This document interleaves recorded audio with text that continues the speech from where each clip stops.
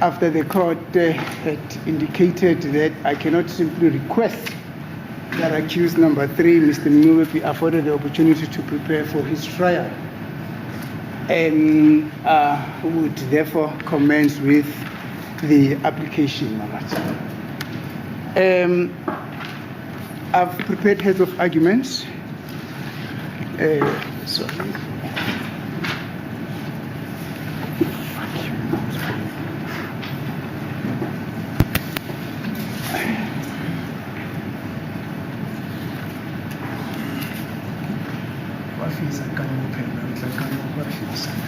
Yeah.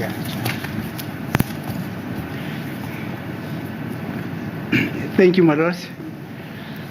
I already gave my copy of my heads of argument to my colleagues. May I just apologize to them that I couldn't send it over through my computer to them because it had some very serious issues, some technical glitches. My apologies to them. I hope this does not inconvenience them. I'm not so sure, my lord. I can hear from them. Oh, okay. Thank you. Yes.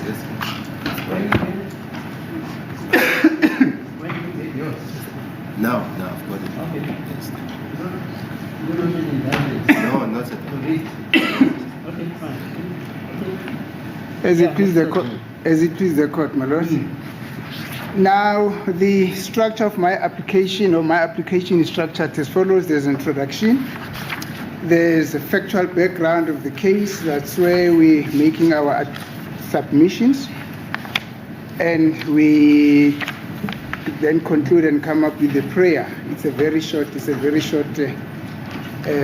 process, my lord. Now, as I'm saying, my lord, we have decided to name this an application in terms of Section 35(3) of the Constitution of the Republic of South Africa, Act 108 of 1996 in the term lines. The reason for this is because that is where the gist of this application is based, my lord. The introduction here simply states that, or we're stating in our introduction that Mr. Meyiwa is approaching this honorable court with an application to request this court to allow him to be assessed by a dentist or a similar physician before he can start with his cross-examination on the new evidence which has been introduced by the state. Basically, this assessment, we regard it as a way of a preparation and to gather evidence or to amass more information for him to be able to challenge the state's case. I'm not so sure whether the application is opposed by the state or what. We will hear, but the factual background of the case are as follows. Now, at the center of this application is the fact that the state has introduced new evidence. That is what we're maintaining, which they had sought to use to prove the identity of the applicant, who the state alleges that it is one of the perpetrators who is complicit in the commission of the offense, that in the commission of the offenses that are alleged against him. Sorry, my lord.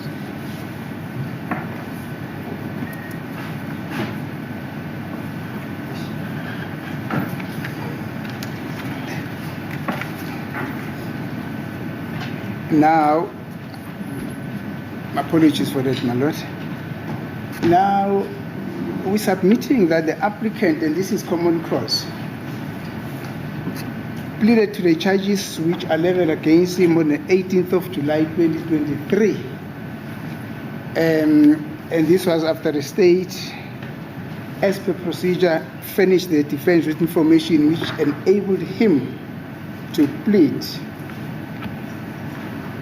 Up to today, the state has led in more than 60 witnesses, and the trial has progressed for almost 23 months and 2 weeks. We almost at 2 years, because on the 18th of July, we hitting exactly, on the 18th of July this year, we're hitting exactly 2 years since the trial had begun.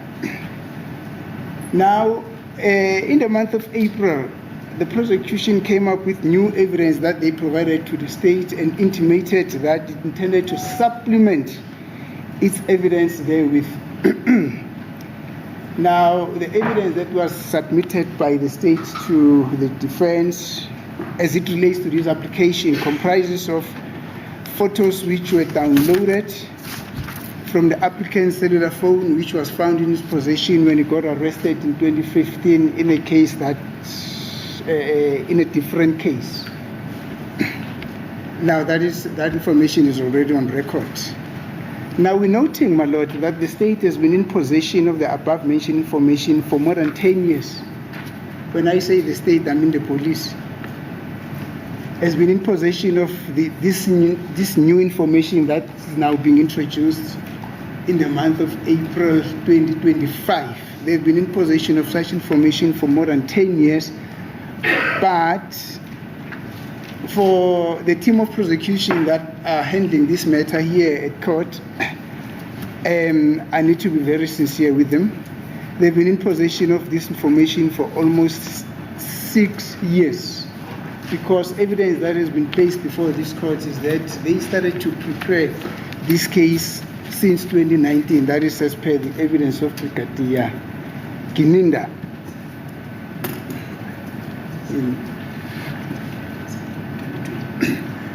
My apologies, my lord. My colleague advocate Baloyi is respectfully whispering to me that it is actually not in 2019, but it's in 2020, which is almost 5 years. That have been in possession of this information, of this new information that they are introducing, or that they've already introduced, that we only received on the month of July 2025. Now, the photos, or that information, that new information, as I'm saying, these are download of photos, are depicting the applicant, that is now accused number 3, smiling. He's wearing a single braided dreadlock hairstyle and a long-sleeved striped t-shirt. Now, what is notable here is that the state never at any moment, the state never at any moment indicated to the defense the purpose that they intended to introduce this new evidence for. In other words, we only got handed over with the information, but there was no indication the reason why such information had to be read. And we, when I say we, I mean myself, had always been under the impression that probably what the state would want to show, or the purpose for which this new information is being read, was the dreadlocks that were worn by accused number 3, or the applicant, allegedly at the time of the commission of the offense, and probably his skin color, which is beyond reproach. Now, there was a vehement objection from the defense for the introduction of this new evidence. However, the decision went in favor of the state. Subsequent to that, this is just the background. Then the state proceeded to lead this new evidence. And it is only then that it became clear what the purpose for the leading of this, or what was the purpose for the introduction of this new evidence was. And that was to prove that the applicant had a gold tooth, presumably when the offenses were allegedly committed, and is linked to the commission of these offenses through this identification with the gold tooth or teeth. Now, as I've said, that the defense never even had the slightest idea that the purpose of this new evidence were to prove this allegation that at the time of the commission of the offense, the applicant had a gold teeth. Now, Subsequent to the state's application being granted, then the state went on to read the evidence of Warrant Officer Mabaso specifically on this item. And he gave his testimony, which testimony is on record, and having completed the proffering of his testimony, then the defense requested an indulgence from the court to prepare for the defense, for its defense in this new evidence by holding in abeyance the cross-examination of Warrant Officer Mabaso, pending the information or pending the making available of the information that would have enabled the applicant and myself to challenge the state's case in the allegation that the states were raising against the applicant. However, the court ordered that the formal application should be read and that heads of arguments should then be submitted in that regard, my lord. Thank you.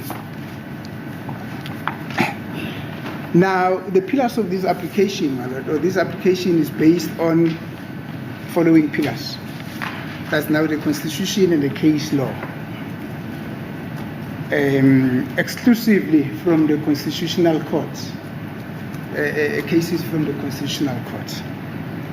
Now, the Constitution of the Republic of South Africa, my lord, Act number 108 of 1996, in section 35 provides as follows.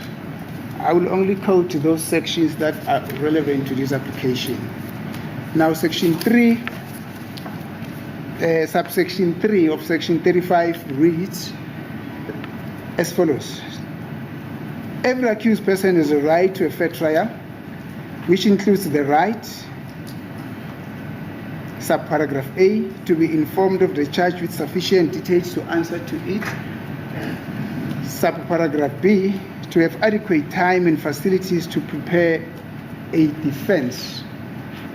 That is the leg on which we are standing as we are bringing this application, my lord. Well, there are those other factors, C, D, I think it's up to J or O.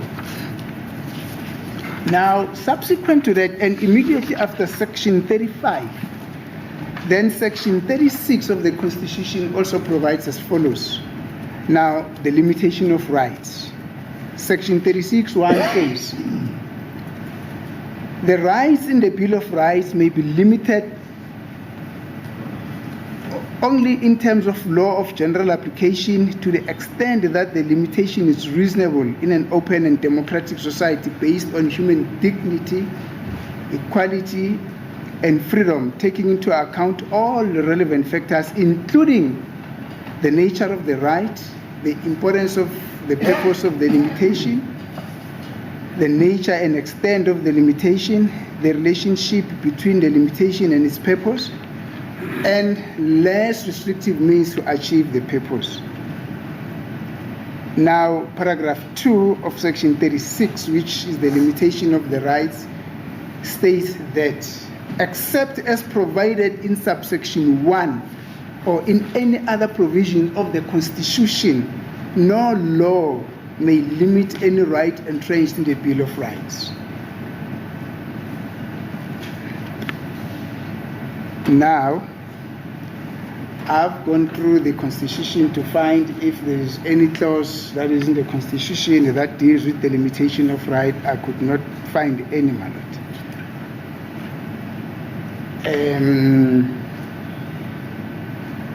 Now, we are further saying, my lord, that the right which the applicant is approaching this court on is a right that is contained in Chapter 2 of the Constitution and falls within the ambit of the Bill of Rights. I'll come and deal with the content of the Bill of Rights.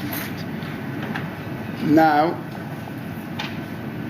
the right that the applicant is requesting the court to afford him ensures that he is not disadvantaged in the conduct of his case and has a reasonable right contained in the Bill of Rights.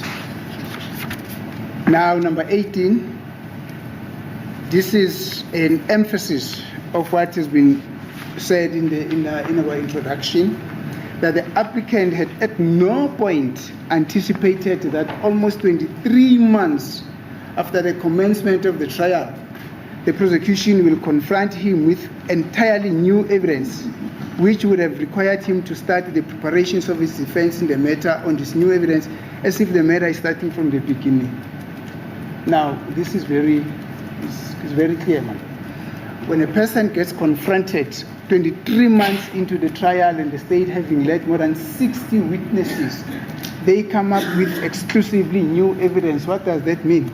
It simply means that the accused or the applicant in this case gets taken to the very first day on which he's supposed to be pleading.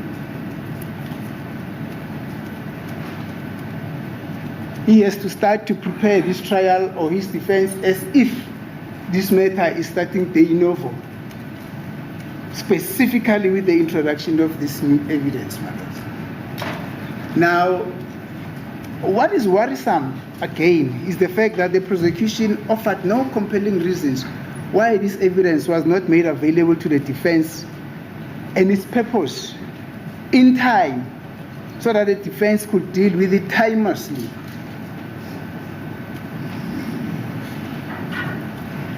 We are submitting, my lord, that it is therefore fair that it's late availing of this, the late availing of this information to the defense should be reckoned as a factor which entitles the defense to request a reasonable time to prepare on it.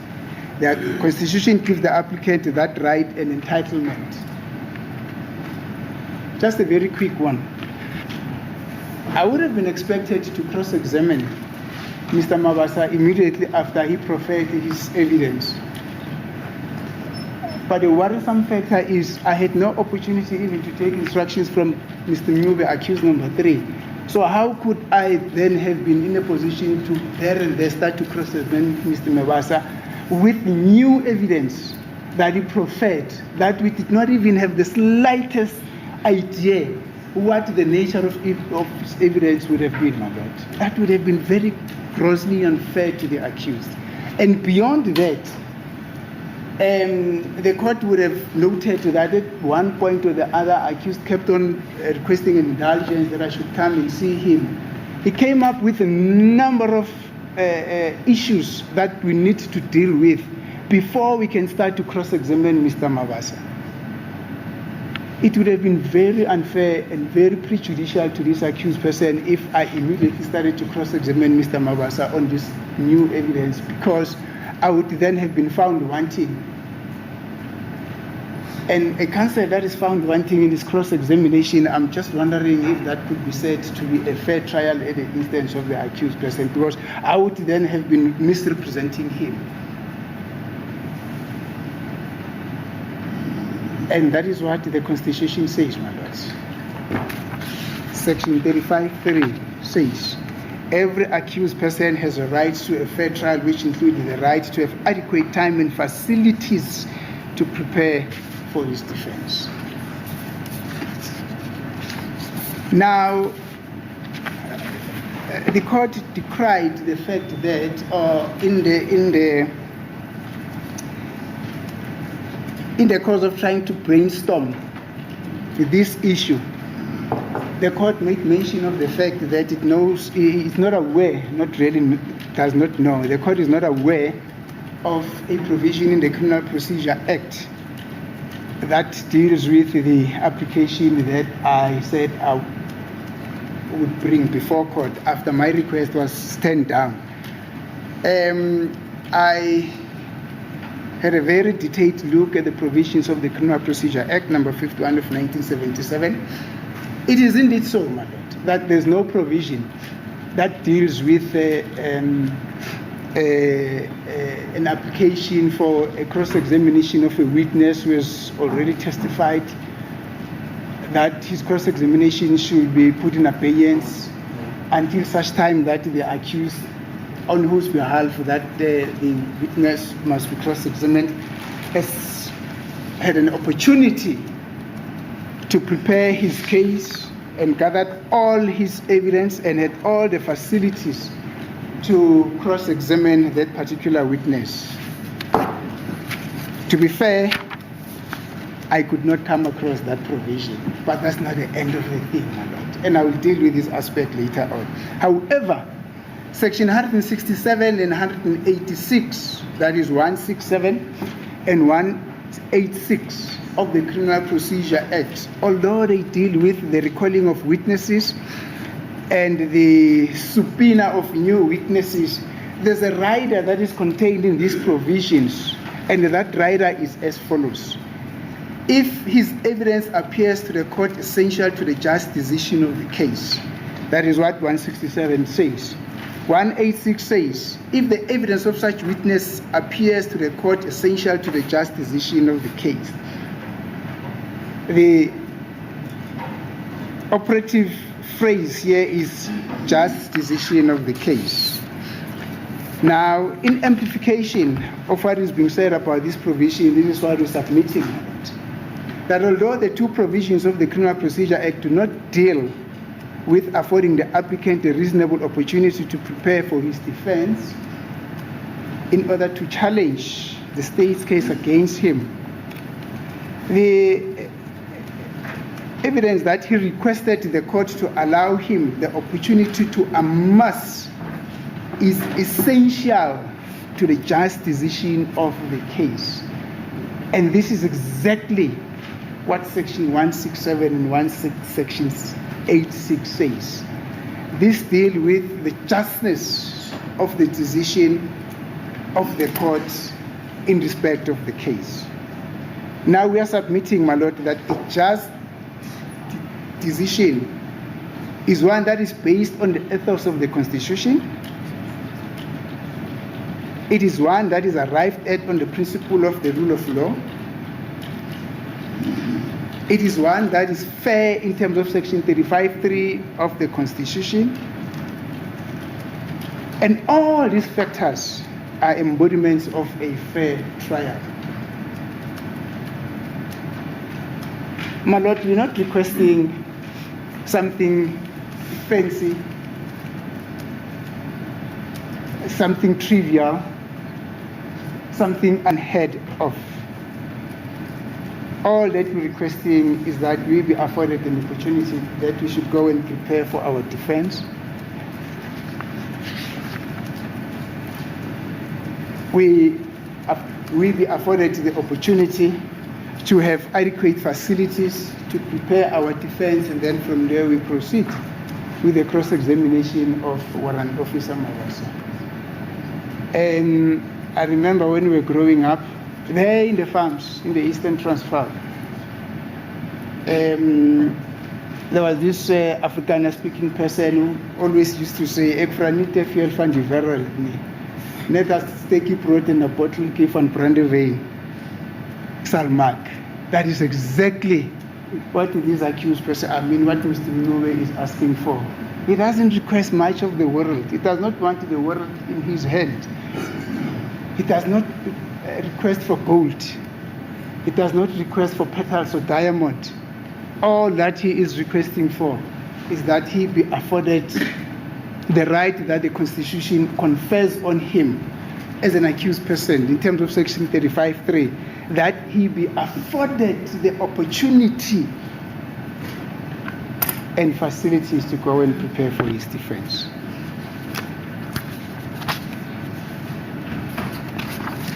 Now,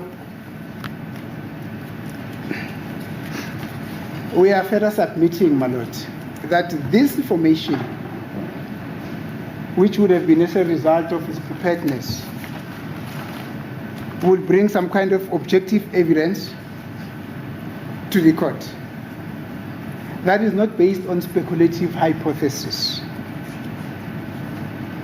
The nature of the evidence that he seeks to produce to court during the cross-examination of Warrant Officer Mabaso carries a significant weight in assisting the court to come to a just decision of the case, as this is called for in Section 167 and in Section 186, the just decision of the court, without which, my lord, there will be doubt as to whether the decision that the court would have arrived at without affording Mr. Mnube this opportunity to go and prepare for his defense would be just. Now, he does not do this in vacuum, my lord. He definitely does not do this in vacuum. He is drawing a parallel or a comparison or an analogy between what is happening to him now and the case of accused number 2, that is Mr. Ntanzi. And I'm sorry to even mention his name in this case, but it is only fair that that parallel should be done. Now, the court will remember that there were also allegations of a similar nature that were raised against Mr. Ntanzi, who is accused number 2 in this matter at the very beginning of the trial. And if my memory serves me well, he got referred to for dental assessment. The result of his assessment were presented to court as evidence through Dr. Tokwe. Thank you, Mr. Ramsupi. Through Dr. Tokwe. And as a result of the report that was placed before court, Mr. Ntanzi was able to challenge the state's case on that aspect of the evidence because he had all the information at his disposal and having had been accorded sufficient time to prepare for his defense in this regard. It is thus inconceivable that the applicant can be denied a similar opportunity. Denying him that opportunity will be contrary to the spirit of the Constitution and will violate Section 9 of the Constitution of the Republic of South Africa, Act No. 108 of 1996, which states as follows. Now, Section 9 of the Constitution deals with equality. And Section 9.1 of the Constitution says, everyone is equal before the law and has the right to equal protection and benefit of the law. Everyone is equal before the law and has the right to equal protection of the law. Again, my lord, I went through the Constitution. I could not find a clause that says everyone is equal before the law, but some are more equal than others. It really can be that Mr. Ntanzi,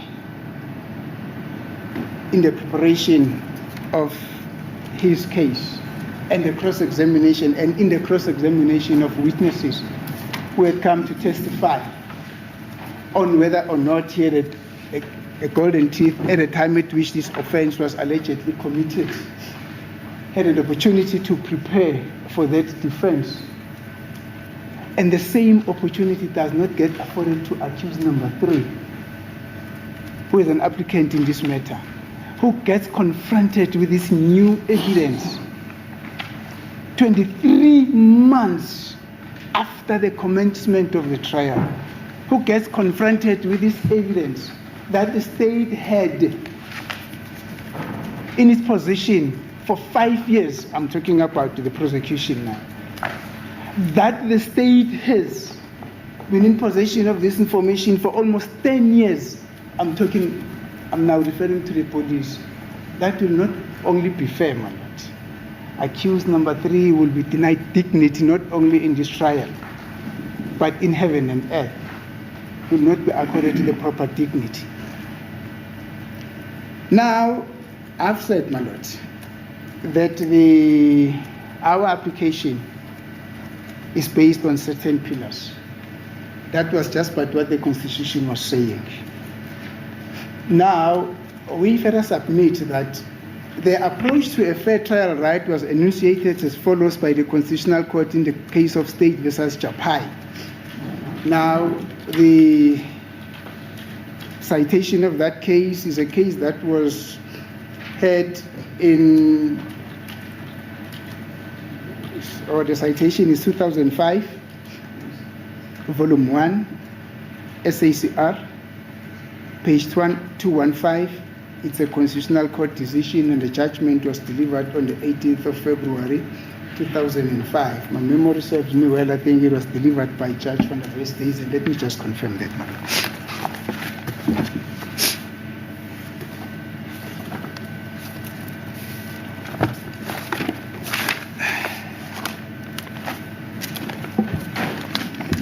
Yeah, I think it was the Honorable Judge van der Westhuizen, as he then was at the Constitutional Court. Now, this is what he said on paragraph 26 of his judgment. Now, he says, Section 35(3) of the Constitution states that every accused person has a right to a fair trial. The basic requirement that trial must be fair is central to any civilized criminal justice system. It is essential in society which recognizes the right to human dignity and to the freedom and security of the person, and is based on the values such as human rights and freedoms, the rule of law, democracy, and openness. The importance of universality of the right to a fair trial is evident from the fact that it is recognized in key international human rights instruments. I'll come back to the key international human rights instrument. Now, I am wondering, my Lord, whether I need to amplify what what the Honorable Judge van der Westhuizen says in paragraph 26.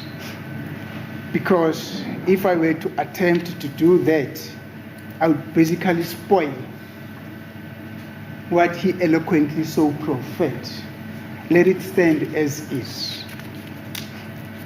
Now, Sorry. Is it not Ackerman? no. Ackerman, I think, was involved in case versus Tukuta.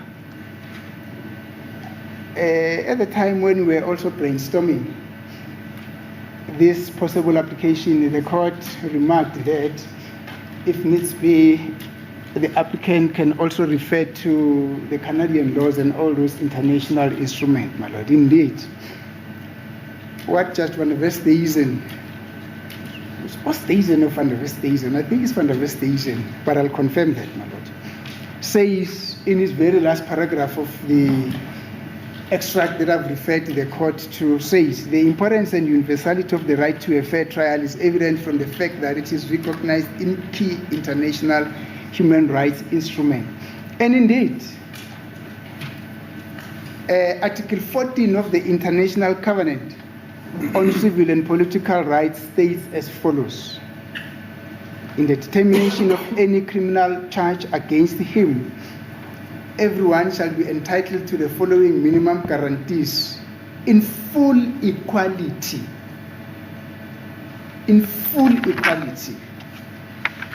Number A, to be informed promptly and in detail in a language which he understands of the nature and cause of the charge against him.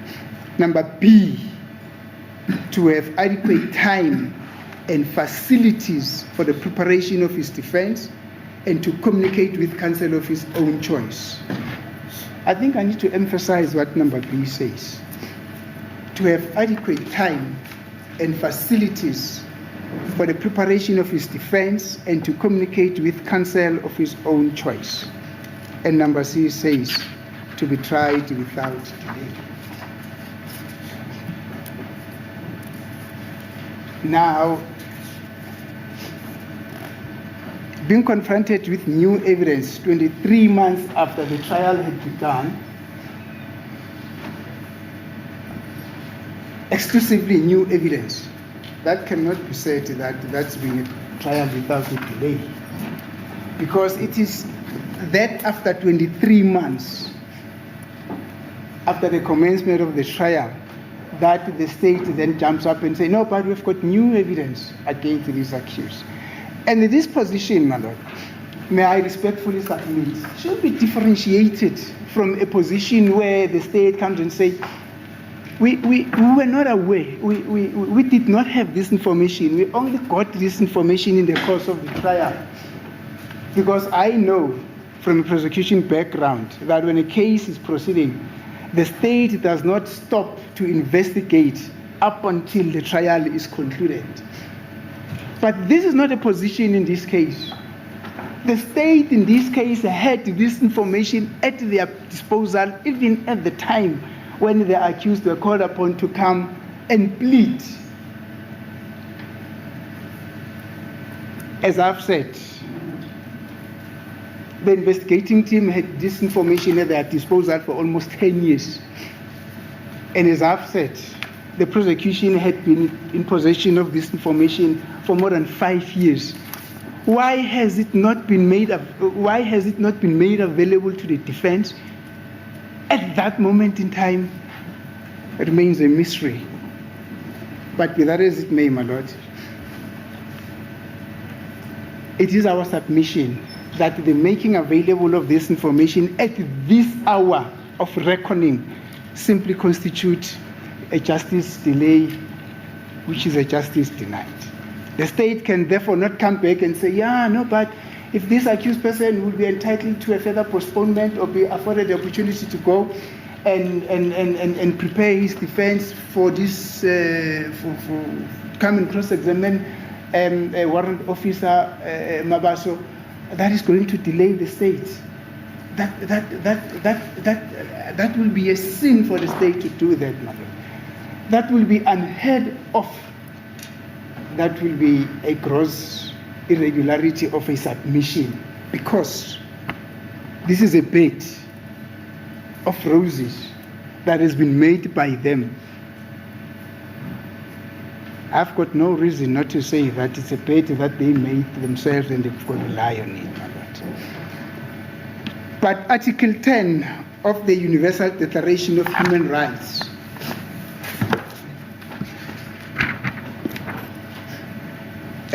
Article 10 of the Universal Declaration of Human Rights states as follows, that everyone is entitled in full equality to a fair and a public hearing by an independent and impartial tribunal in the determination of his rights and obligations and of any criminal charge against him. Now, the operative word in that Article 10 on the Universal Declaration of Human Rights, it's the word fair, that everyone is entitled to a full equality to a fair and a public hearing. Will it be fair for the accused to be afforded an opportunity and facilities to go and prepare for his defense in order to come and challenge the state's evidence on an evidence that he gets confronted with, which is new, 23 months after the commencement of the trial? Will that be fair? If anybody will say, my Lord, that would not be fair, then I would be allowed to I'm going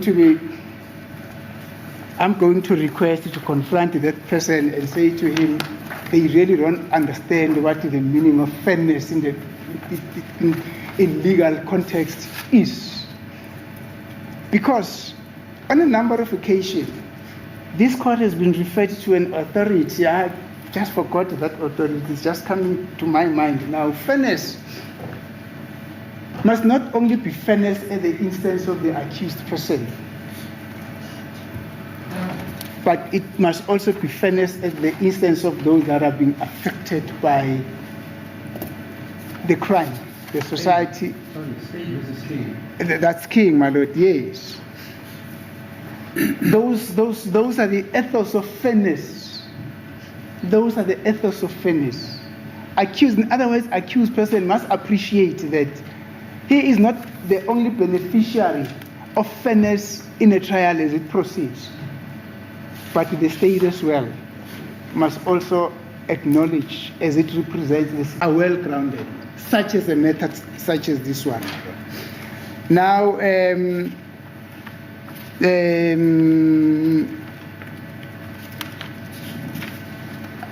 I'm proceeding with the international instruments.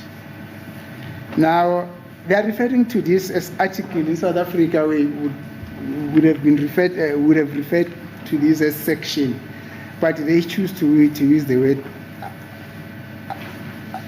article. And then Article 6 of the European Covenant for the Protection of Human Rights states as follows: in the determination of his civil rights and obligations, or of any criminal charge against him, everyone is entitled to a fair and public hearing within a reasonable time by an independent and impartial tribunal established by law. Again, that phrase, fairness at the hearing of a criminal matter, crops up again, my lords.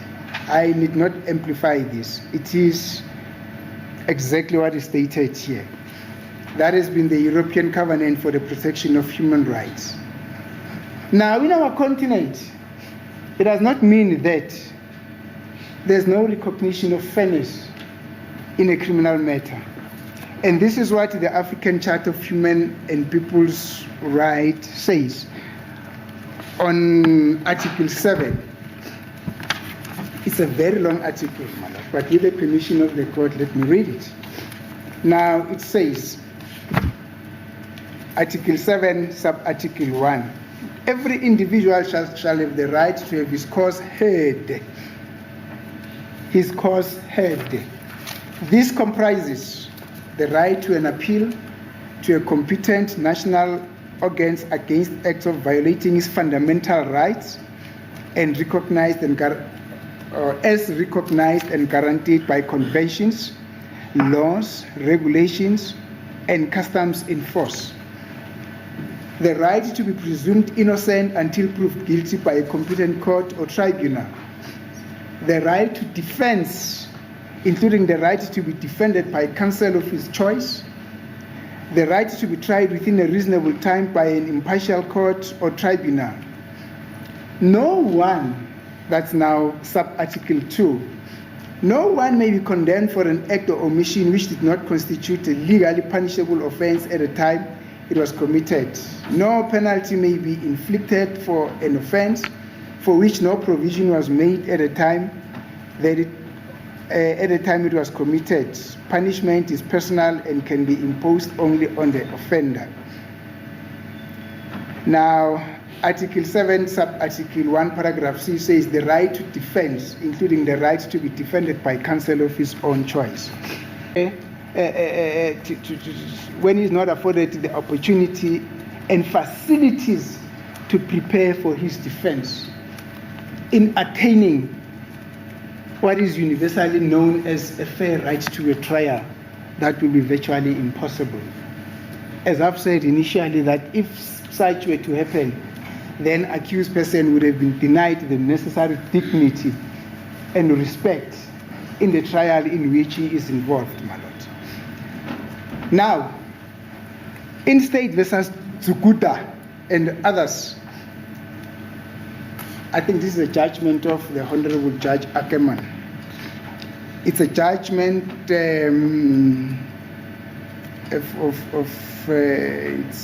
very, the citation there, it's 2011 Butterworth Criminal Law Report, page 1252, Constitutional Court. And it was penned, or it was given on the 27th of September 2000. Now, this is what the court had to say in Zukuta. Now, in paragraph 9, the court said,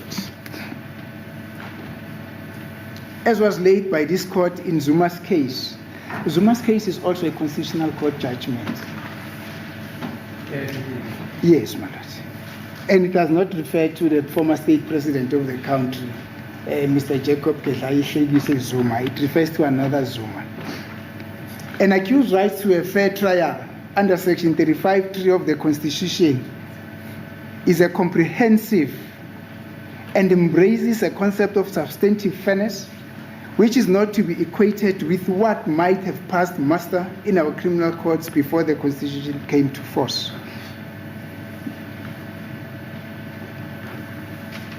These comprehensive rights are specified in paragraph A to O of subsection 3 of section 35 of the Constitution. The words which include the right preceding this listing indicate that such specification is not exhaustive of what a right to a fair trial comprises. It also does not warrant the conclusion that the right to a fair trial consists merely of a number of discrete sub-rights, some of which have been specified in the subsection and others not. Now, the right to a fair trial is a comprehensive and integrated right, the content of which will be established on a case-by-case basis as our constitutional jurisprudence develops on section 35(3) of the Constitution. Now, at paragraph 11, the court continued to say the following. At the heart of a right to a fair criminal trial and what infuses its purpose is for justice to be done and also be seen to be done. But the concept of justice itself is a broad and a protean concept. In considering what lies at the heart of a fair trial in the field of criminal justice, one should bear in mind that dignity, freedom, and equality are the fundamental values of our Constitution. An important aim of that right to a fair trial is to ensure sufficiently that innocent people are not wrongly convicted because of the adverse effects which a wrong conviction has on the liberty and dignity and possibly other interests of the accused.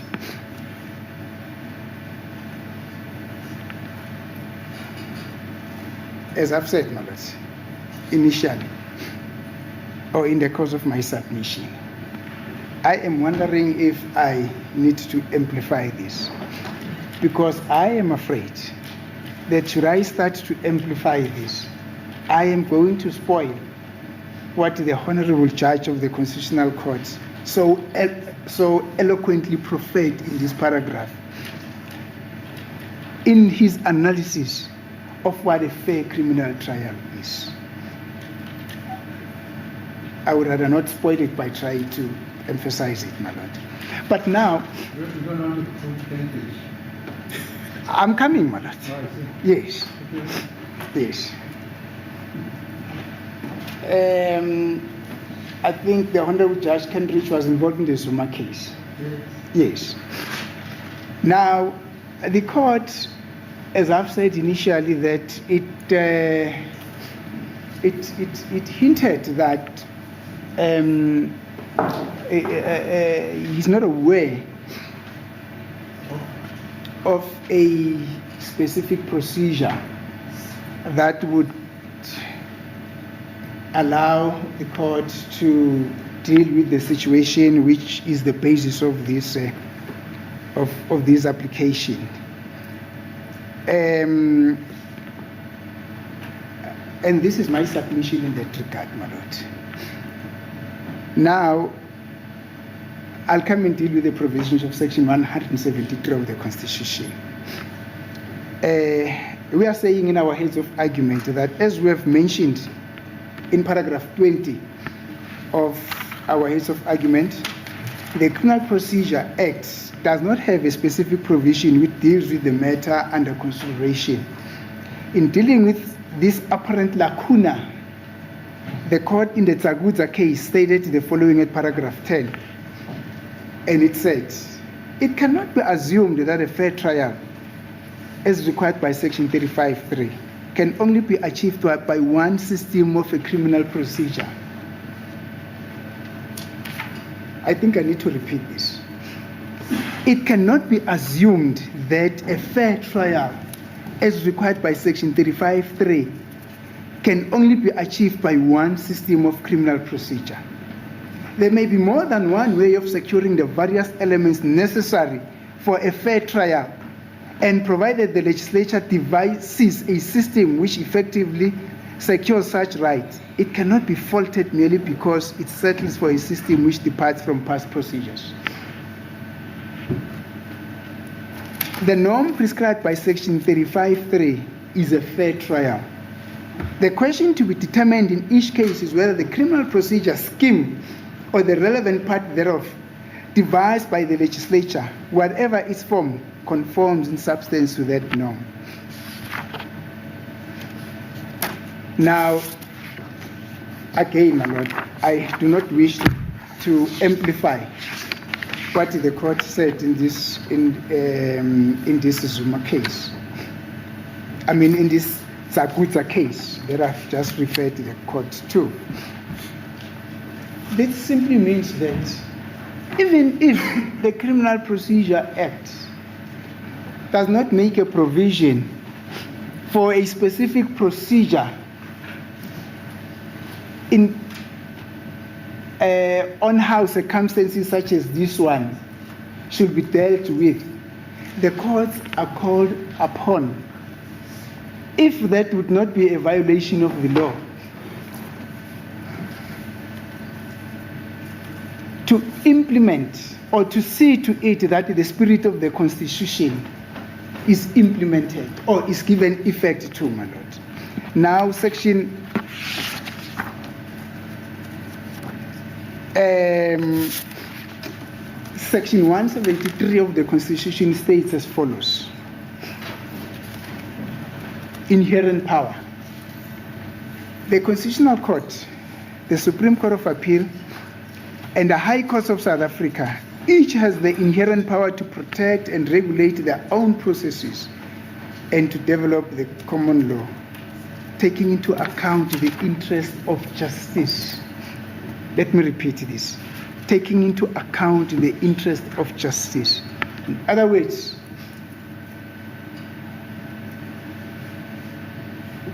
the Constitution was well aware, or the Constitution drafters were well aware, that there may arise circumstances in the course of trials, whether in criminal trials or in civil trials, in arbitration matters, etc., etc., etc., where the effect of the Constitution should be given effect to. However, because of lack of a specific procedure in dealing with that particular scenario, then the court might come and say, no, but there's no law that says we should do this. There's no law that we should do that. Then the drafters of the Constitution thought ahead and said, no, Mosi, the Constitutional Court, the Supreme Court of Appeal, and the High Court, let us give them inherent powers to regulate their own processes and to develop the common law. In other words, even if such procedure is not specifically stated in the subordinate legislation, that should not be a bar to them not to give effect to the spirit of the Constitution. They can simply invoke their inherent powers and say, no, in the interest of administration of justice, and in this case, in the interest of a fair trial in terms of section 35(3), we are going to adopt this process for as long as nobody is prejudiced, for as long as nobody is going to cry foul of the process that we are going to implement. We are going to do this. That is the power. It's a power I wish I had, my lord, as a person. Unfortunately, the Constitution doesn't really warrant that individual people should have these powers. These are all embracing powers, inherent powers. But they are not supposed to be utilized in a vacuum. They are supposed to be utilized in instances where the interest of justice demands. Now the question is, do interest of justice demand that accused number 3 be afforded the opportunity to go and prepare and the necessary facilities to go and prepare his defense on the new evidence that has been introduced by the state? 23 months after the trial has commenced, when the state had this information for 10 years in their possession, when the state has this information for 5 years in their possession, should the court really invoke these powers? in order to see to it that Mr. Ncube is accorded a fair trial. I am looking forward with keen interest to receiving an unfavorable answer to that question. Thank you. Thanks. I'm not done, my lord. You're done? No. Oh, okay, fine. Thank you, my lord. I thought you said, when you say thank you, means you're finished. No, I'm saying I am looking forward to receiving an unfavorable response to the answer that I've asked as a solilog. And I was saying thank you to that, my lord. Now, we further amplifying what has just been mentioned by the inherent power as follows, my lord. The provision of this section ensure that when the court, now which section? Section 173. Ensure that when the courts mentioned therein are called upon to give effect to the spirit of the clauses of the Constitution, are not limited in their duties to do so for want of a standing procedure in circumstances where one does not exist. Now, the Constitution is the supreme authority that is superseded by none. The preamble to our Constitution states as follows, my lord, that the Constitution is adopted as the supreme law of the Republic so as to heal the divisions of the past and establish a society that is based on democratic values, social justice, and fundamental human rights. That's what Mr. Ncube requests this court to accord him, not a fundamental human rights. I am also looking forward to receiving an unfavorable response to this question, my lord.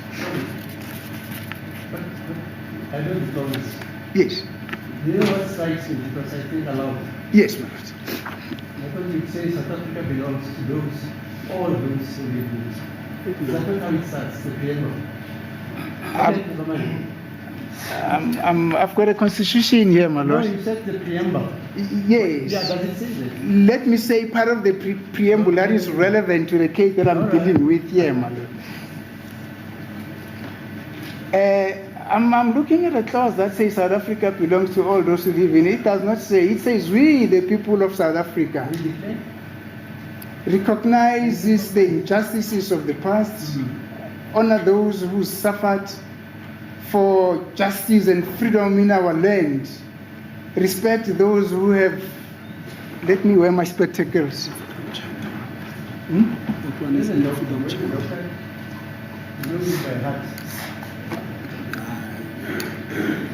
Thank you, my lord. I've just worn my spectacles now. It says, respect those who have worked to build and develop our country. Those who have worked to build and develop our country, and believe that South Africa belongs to all those who live in it, united in our diversity. We, therefore, through our freely elected representatives, adopt this Constitution as the supreme law of the Republic of South Africa. The court just asked me whether it says all those who belong to, believe that South Africa belongs to all those who live in it. Yes, it says South Africa belongs to all those who live in it lawfully. Yeah. Yes. Even unlawful. Yes, Mara. It does not promote illegalities or unlawfulness. It simply says all those who live in South Africa lawfully. Right.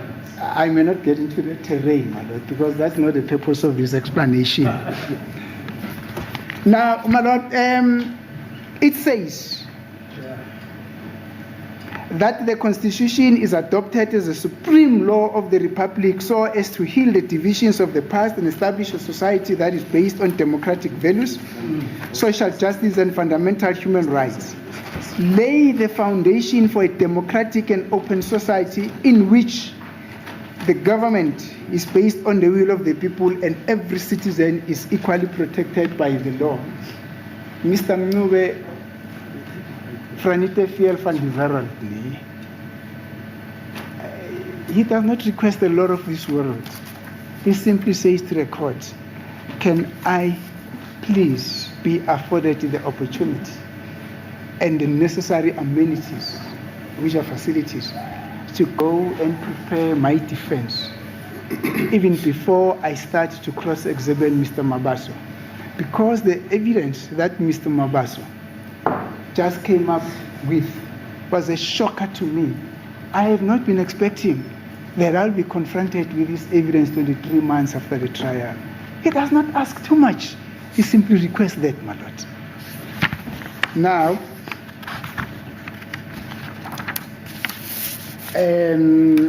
Section 2 of the Constitution states as follows: the supremacy of the Constitution. This Constitution is the supreme law of the land. Law or a conduct which is inconsistent with it is invalid, and the obligations imposed by the Constitution must be fulfilled. Now, Mr. Ncube is not standing there and saying, can you please hear me and hear me well? I am crying for the following, basing his pleas on nothing, simply basing his pleas on the Constitution of the Republic of South Africa.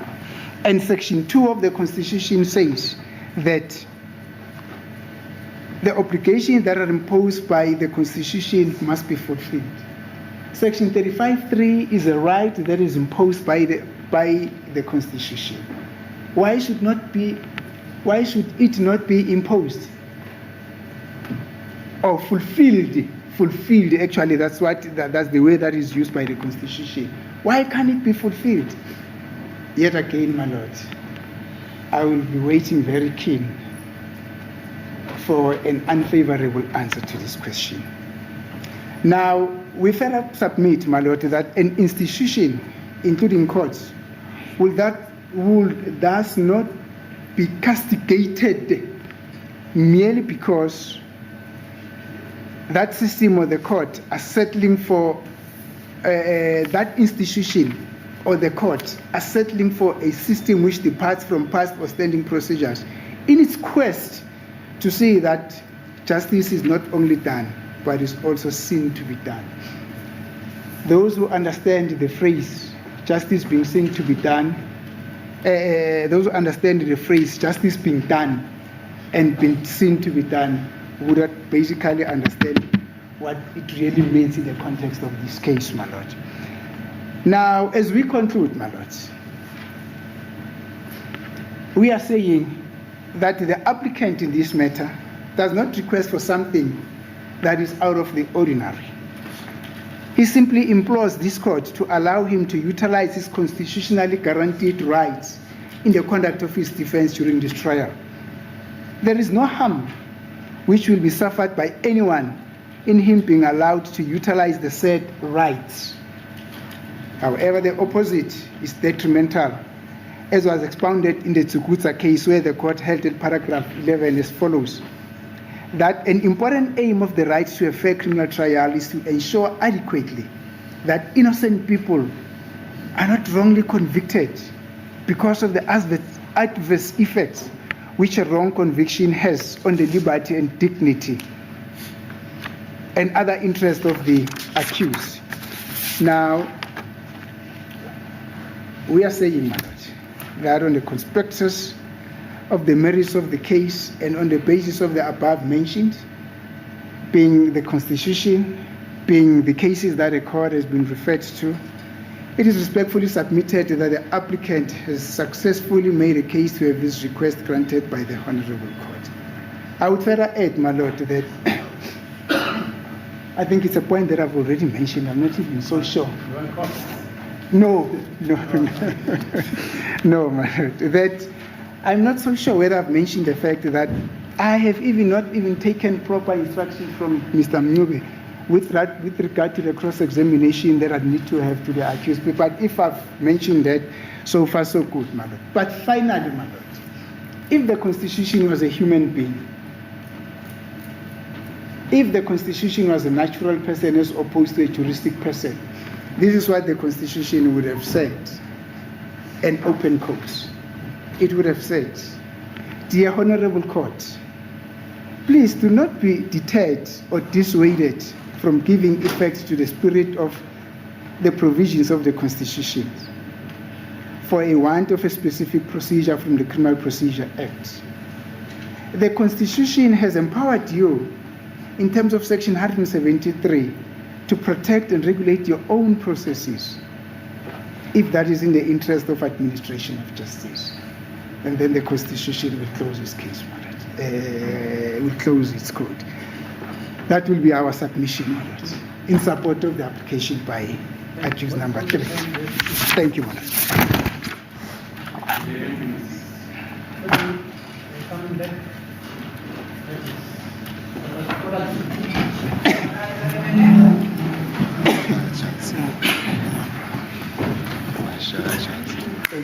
Mena, I'm taking a different tangent.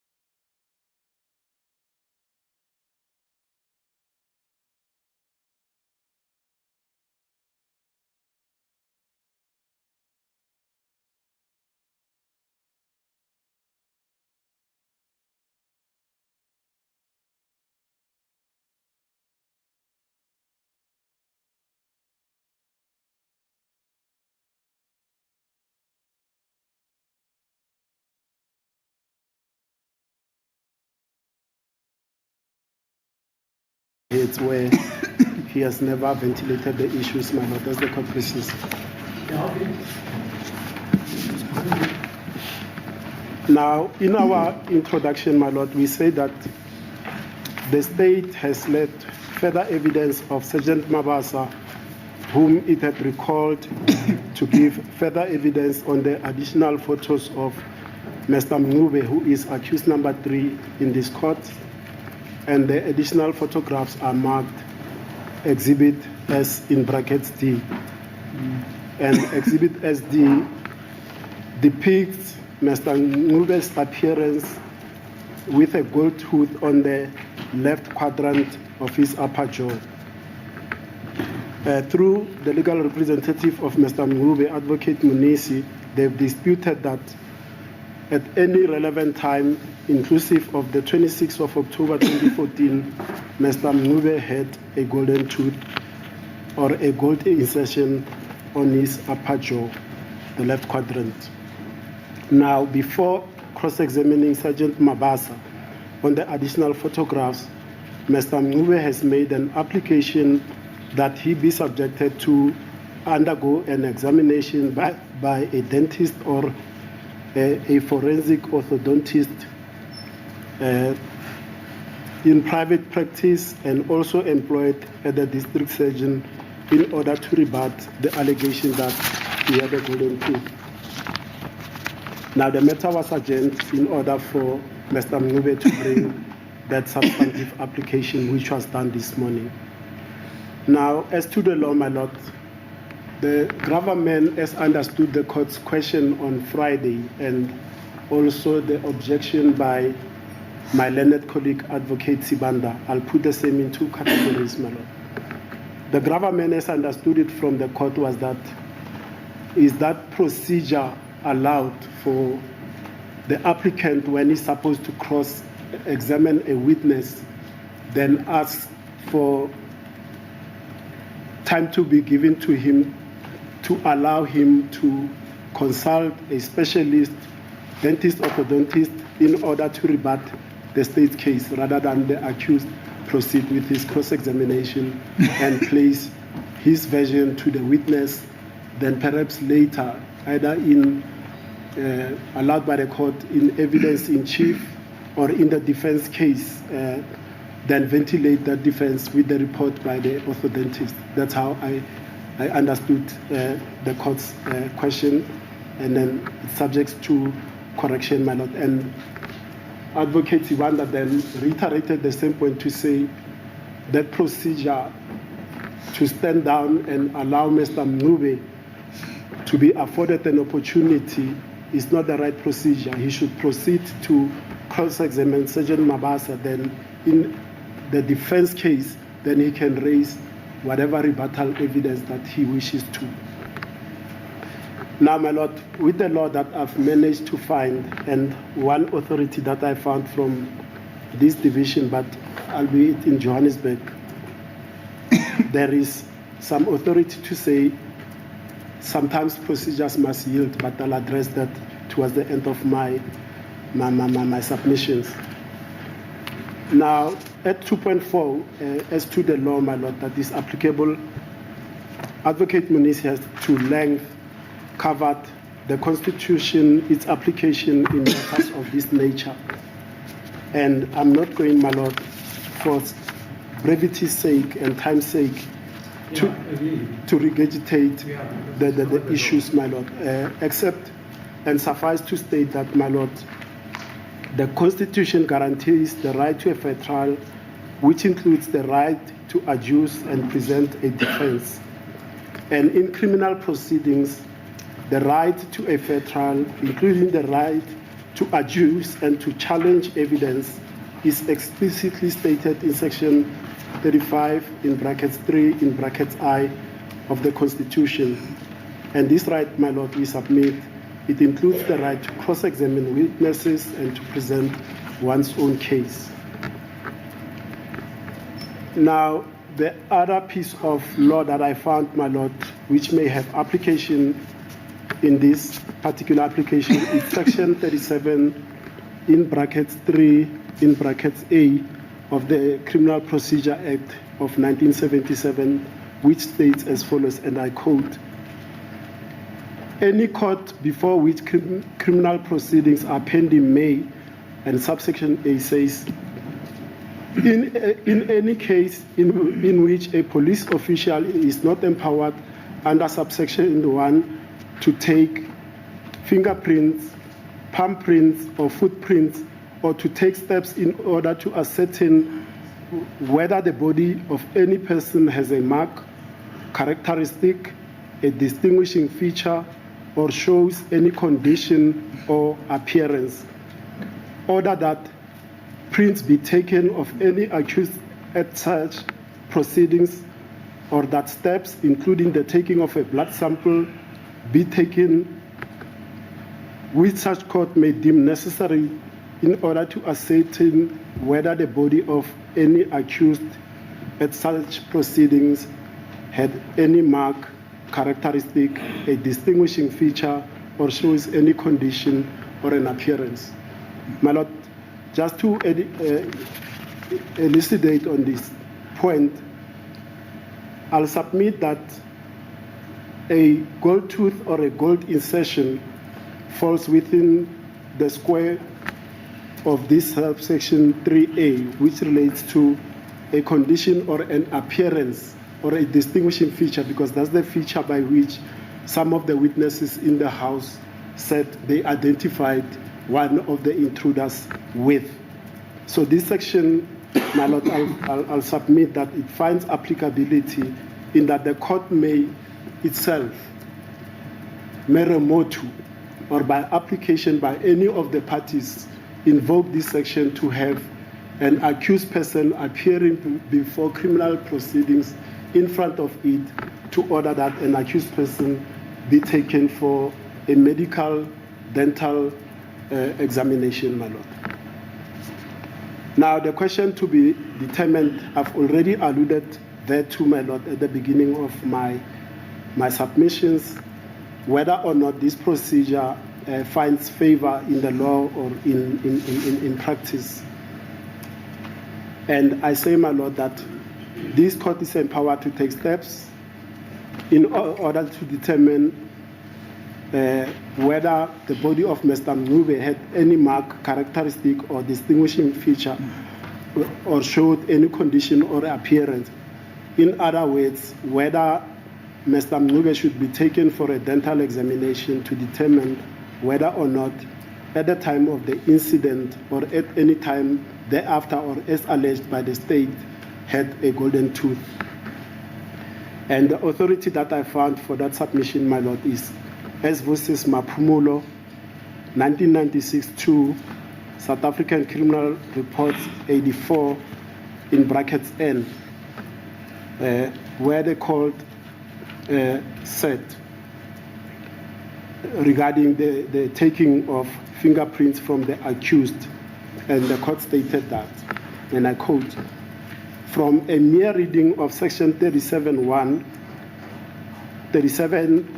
in brackets 1 in brackets A, in its context with particularity to section 37(1), it appears a court will be empowered only to authorize the steps which the application was brought to achieve where the police official in question does not have the authority or power under section 37(1).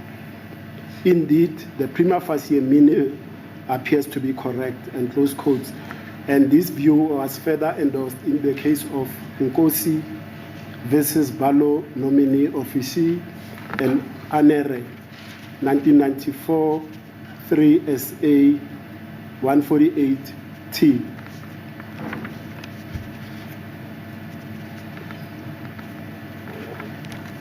Now, these are the submissions that we make, my Lord. We submit that Mr. Mncube, indeed, under the Constitution, does have a right to independent medical examination and examination by the district surgeon to determine the issue that he had a distinguishing feature or a particular appearance, to wit, a golden tooth, in order to ventilate his defense, my Lord. We submit that the aim of recalling Sergeant Mabasa was to introduce photographs depicting accused number 3 with a gold insertion. And we've already stated that some of the witnesses in the house, they've also said one of the intruders had these particular features.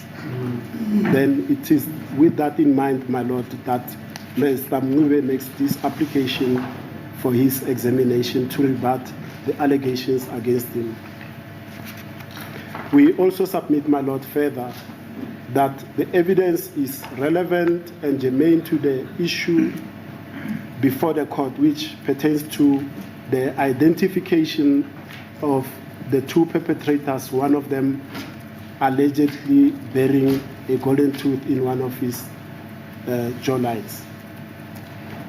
And then we submit, my Lord, that in determining whether or not evidence is essential to the judge's decision before the court must consider the value of the evidence, its reliability, whether it could be created to meet the problem facing the accused. We submit that will not be the case, my Lord.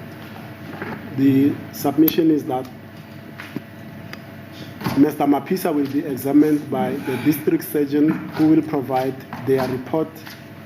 The report will arrive at the doors of the court via the registrar, and thereafter it will be availed to Mr. Mngube via his lawyer. So there's no issue that Mr. Mngube can go and temper or modify that report, my Lord. And we are not even sure whether that report will support the state's aversion that he had a golden tooth, or it will rebut the state's aversion to that extent, my Lord. Now, my Lord, we say in reply to the state's concern that this evidence is out of sequence, and indeed is going to be so if it is allowed, my Lord. We submit that there are time-honored procedures regarding how evidence is brought to court for the speedy and efficient decisions on trial matters, so that can take place, my Lord. We know the time-honored procedures of evidence in chief, cross-examination, and re-examination. But we submit, my Lord, and this is the authority that I found to that extent, that there are certain exigencies where procedure must yield to the interest of justice, and in arriving at the just decision of a matter. And this authority, my Lord, it's the matter of, and I'll avail a copy to the court now, it's a matter of S versus Kreitcher and others, where in this matter, my Lord, I'll go through the facts briefly so that context can be placed. In this matter, my Lord, it was during a trial within a trial. And then accused number 2 had testified. Yes, I know that case. You know that case, my Lord? Yeah, my brother. Lamont. Yes. So, my Lord, let me then go, because the court knows the case too. Yeah, but you can read it for. Yes. But I was just summing up the facts for the people that do not know the facts. Okay, my Lord. Then accused number 2, having testified, cross-examined, re-examined, he then saw one of the police officers during the proceedings to whom he was previously presented to make a statement, and he says, this particular officer, I refused to make a statement to him, and he left me alone. But this, subsequent to that, I was pressurized by this set of police officers, and having been unable to withstand the pressures of assault, I then made a confession. Now I want to be called, me as accused number 2, out of sequence, because I've already testified, to testify on this officer because I see him here in court and I don't know his name. The Honorable Justice Lamont then went on to deal with what we've dealt with previously regarding these applications, that is section 186, 167, 166. And then ordered that indeed that exigency required that the accused be recalled as a witness in this case because he has already testified. But importantly, it touches on whether or not procedures are strict, whether we should always stick to cross-examination, evidence in chief, cross re-exam. Then he went on to state, my Lord, the following. Firstly, that there was no prejudice to the state because the only prejudice that will be there, it will be the fact that evidence is led out of sequence. Nothing more, nothing less, my Lord. And then the court went on to say further at paragraph 20 of it's page 3566. The court says, and I quote, "It seems to me that the only prejudice which there can be to the state is that the order which is customarily followed in the production of evidence is not followed. There is a time-honored procedure in the way evidence is presented to a court to ensure good orderly delivery of facts and information to the court, so as to enable expeditious decisions of trials to take place."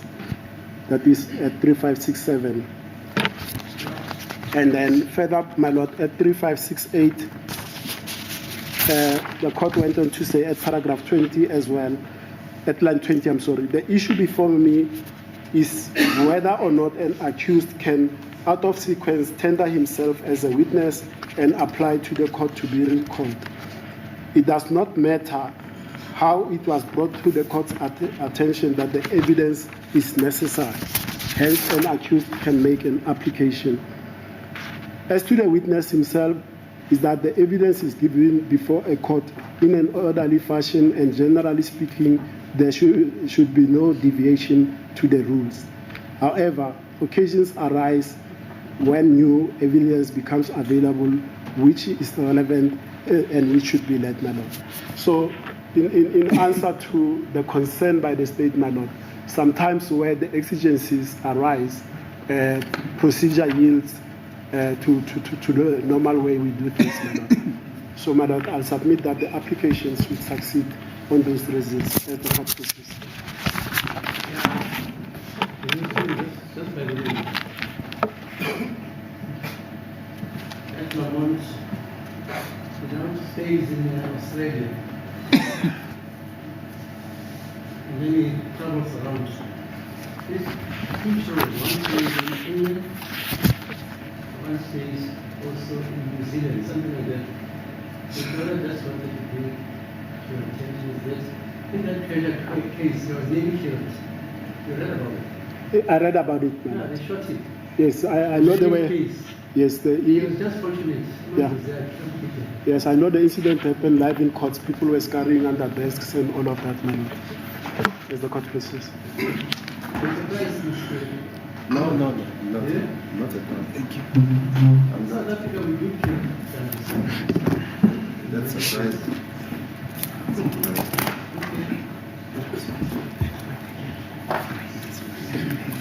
Yes, anything to add, Mr. Yes, my daughter also has an argument because I have one issue in this application.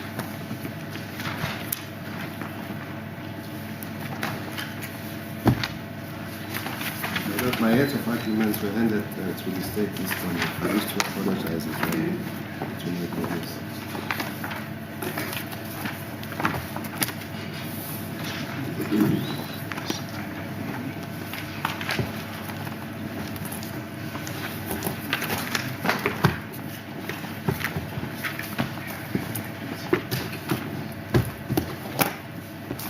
My heads of arguments are under the heading, the heads of arguments on an application on behalf of accused number 3 to be taken to mental surgeon before cross-examination of Sergeant Novas.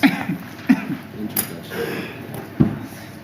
The government of this application, my lord, is for accused number 3, Mtobisi Prince Mngove, to be taken to the dentist for dental examination before the commencement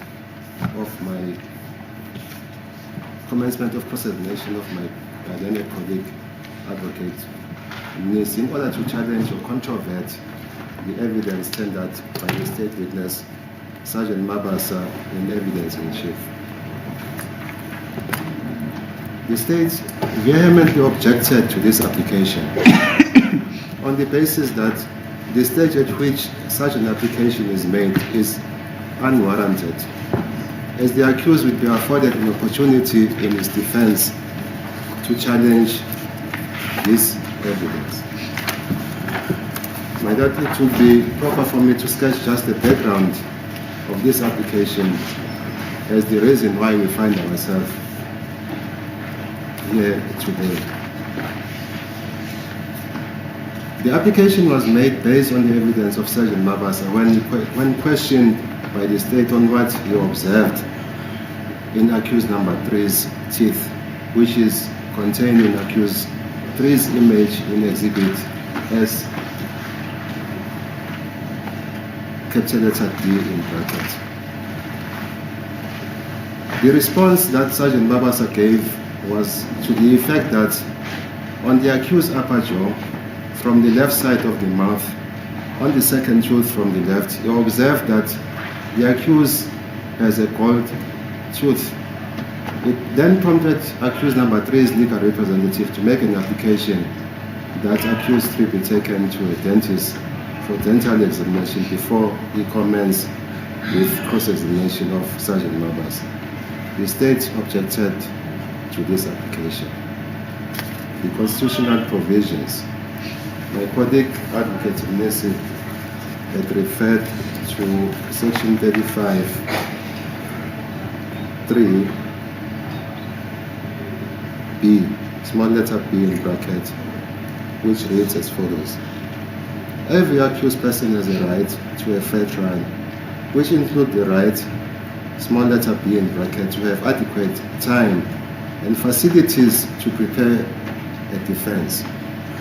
The most relevant provision, my lord, for this application, which I find it relevant, is section 35(3)(i) in bracket, which reads as follows.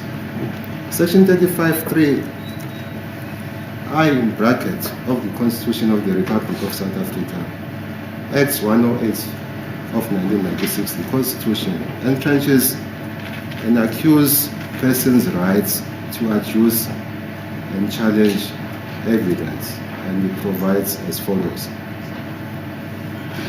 Every accused person has a right to a fair trial, which includes the right to adduce and challenge evidence. Close quotation. The right of an accused to a fair trial requires fairness to the accused, as well as fairness to the public, as represented by the state.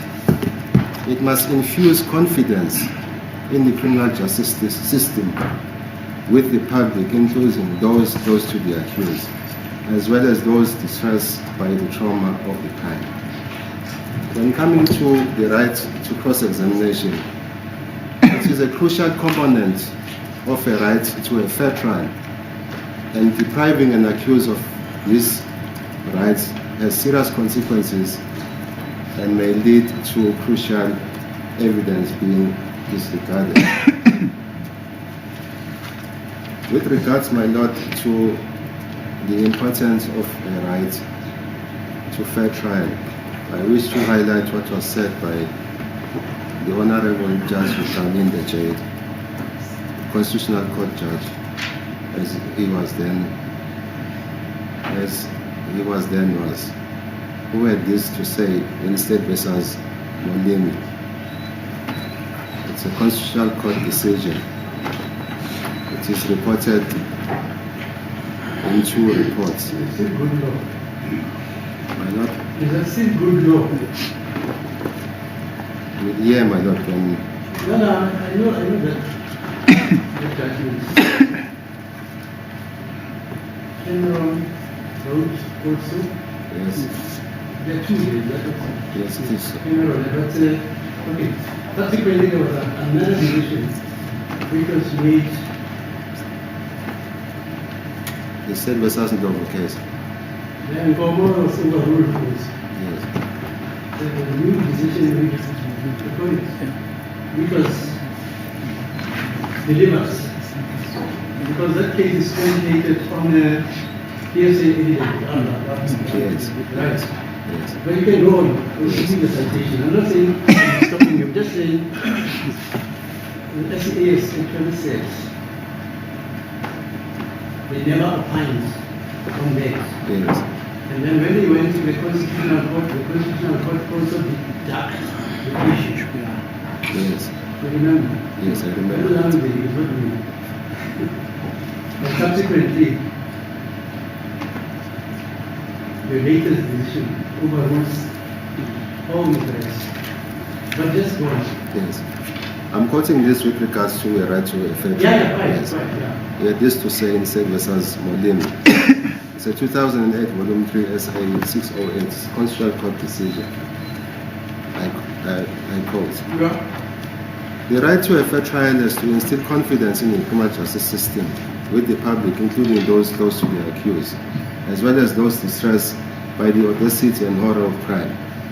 More importantly, proceedings which little or no respect is accorded to a fair trial rights of the accused have the potential of undermining the fundamental and visceral nature of judicial proceedings and may threaten their legitimacy. Close quotation. The application of the constitutional provisions. The production of this evidence came at a tail end of the state case. The photos that the state introduced through Sergeant Mabasa did not form part of Exhibit S that he testified on when he testified for the first time before this court. It is submitted, my lord, that the state was aware of the description given to him, that is accused number 3, when Brigadier Kininda applied for a warrant of arrest contained in his affidavit, Exhibit ZZ, in preparation of its case against accused number 3. There cannot be any inch of imagination that the state forgot to include them in preparation for their case.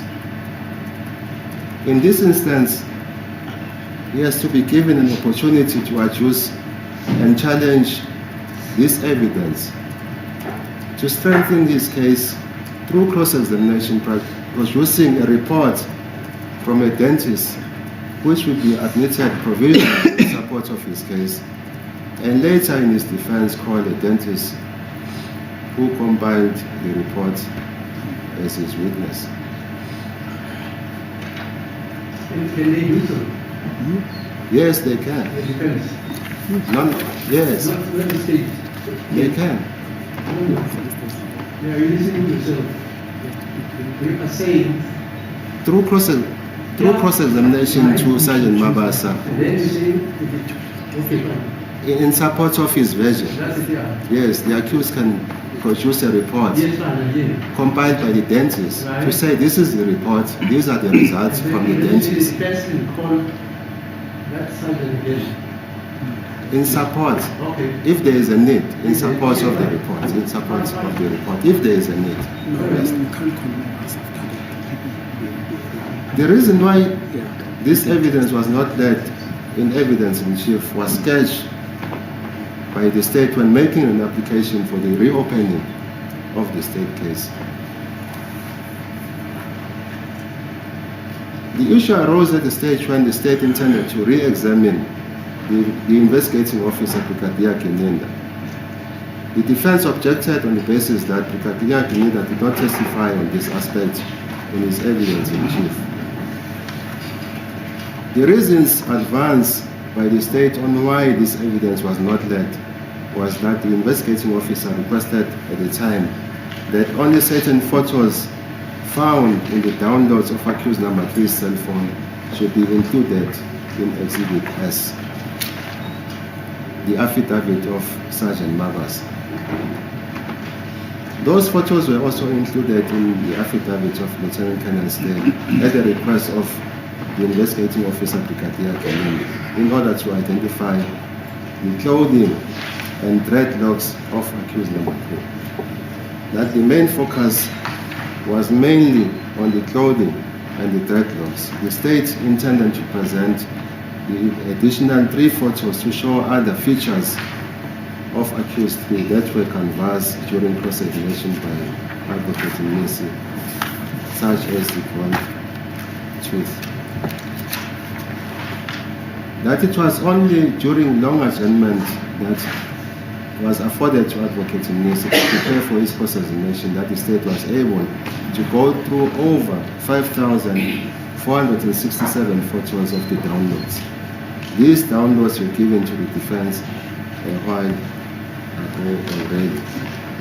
In this regard, my Lord, I submit that the reason given by the state is misconceived and misplaced because the affidavit of Brigadier Kininda, Exhibit ZZ, in support of the application for a warrant of arrest against accused number 3, states the following at page 4 of 6, paragraph 3.3, line 4 to 7 of his affidavit, and I quote, "Photos downloaded taken of the accused by himself, open bracket, selfies, close bracket, match the description of the accused who had a firearm with dreadlocks, big eyes, and with a gold tooth. This is a suspect that went into the house, made a demand of cell phone and money. He is also the same suspect that shot the deceased in this matter during the struggle with him." Close quotation. The submission by the state cannot be correct because the state and the defense were given indulgence by this court to go through the downloads of Sergeant Mabasa, and out of more than 5,467 photos that Exhibit S was compiled in preparation of their case against accused number 3.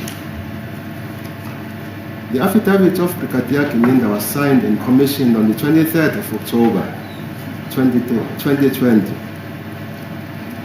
Sergeant Mabasa testified on the 12th of June 2023, 4 years and 8 months later after Brigadier Kininda made his affidavit. Sergeant Mabasa did not testify on the photos in Exhibit S, capital letter D in bracket, as it was not included. It is submitted in this regard, my Lord, that the state knew at the inception of this trial what evidence linked accused number 3 to post their case against him. The purpose of cross-examination.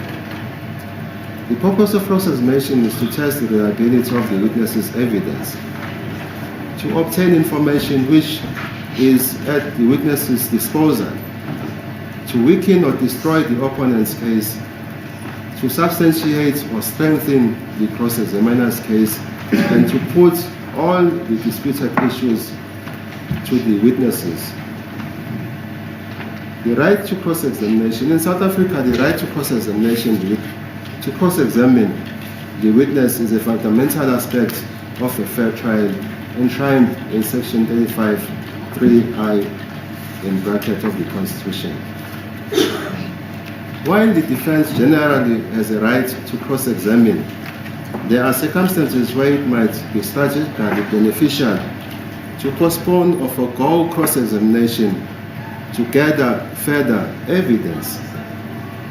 This decision must be carefully considered, weighing the potential benefits of further investigation against the risk of potentially damaging the credibility of the witness or losing valuable time. In this case, my Lord, the defense believes that additional evidence is crucial and can be obtained by delaying cross-examination of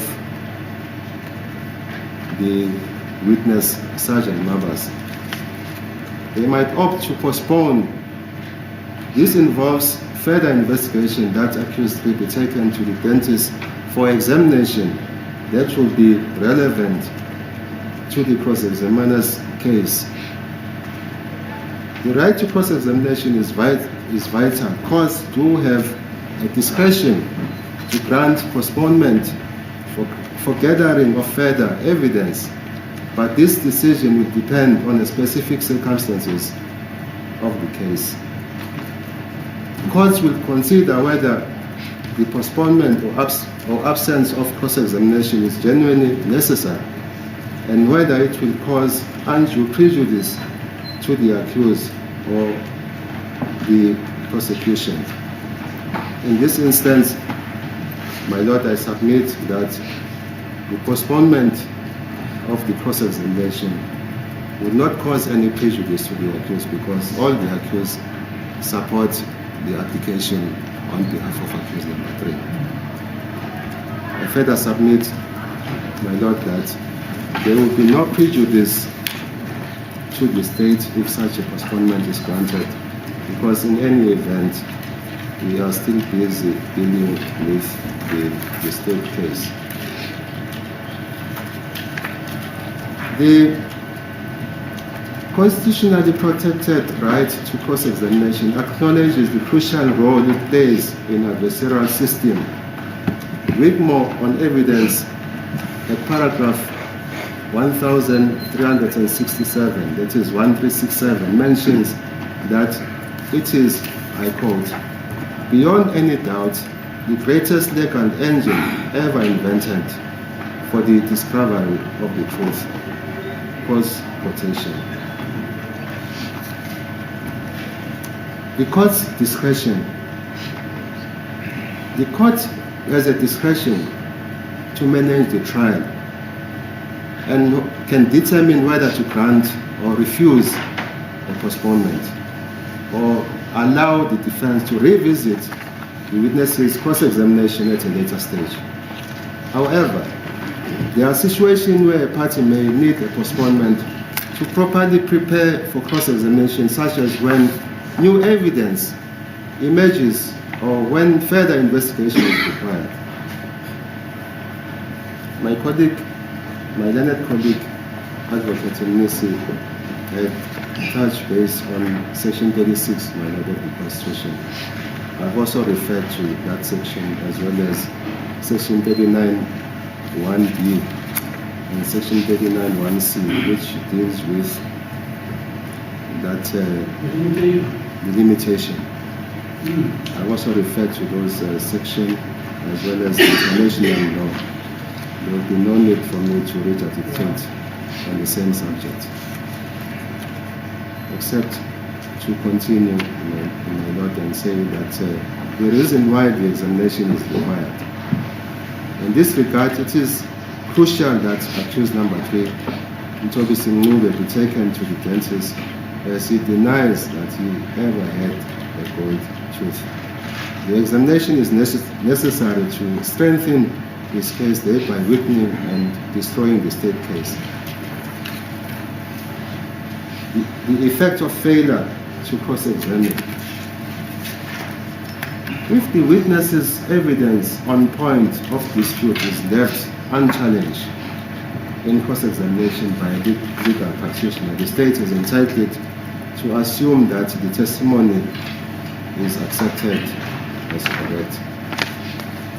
It is strict law that the cross-examiner should put his defense on each and every aspect which he wishes to place in issue, explicitly and unambiguously, to the witness implicating his client. It is my submission, my Lord, that this application deals with postponement. There is no argument about that. There is no provision in the Criminal Procedure Act or in any legislation which deals with such matters, but it is the aspect that deals with postponement, whether a court can grant or refuse a postponement. It's as simple as that. I had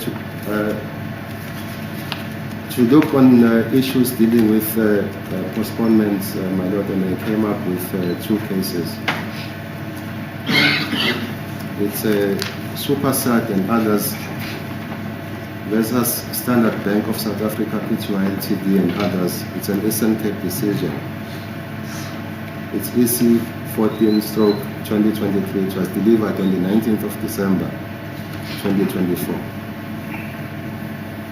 It was decided that the court has a discretion as to whether an application should be granted or refused, which must be exercised in a judicial manner, not capriciously or open wrong principles, but for substantial reasons. Close quotation. And that case listed factors that the court can take into account. Yeah, I know that case. About a supermarket, it was broken into by a guy who was in cahoots with the employees of the supermarket. Yes. I'm happy that the court knows about these factors. Okay. Factors which usually weigh with a court in considering an application. The court will take into account whether the application has been made timeously, whether the explanation given by the applicant is fully and satisfactory, whether there is prejudice to any of the parties, and whether the application is opposed. All these factors will be weighed and determine whether it is in the interest of justice, not only by what is in the interest of immediate parties, but also by what is in the broader public interest. The court is generally inclined to grant a postponement if the reason for a postponement is fully explained and justified, especially if justice demands further time for the applicant to present their case adequately.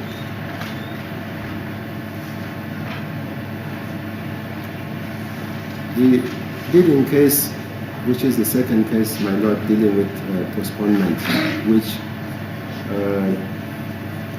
serves as a stare decisis, is state versus not state, is Mandelsky.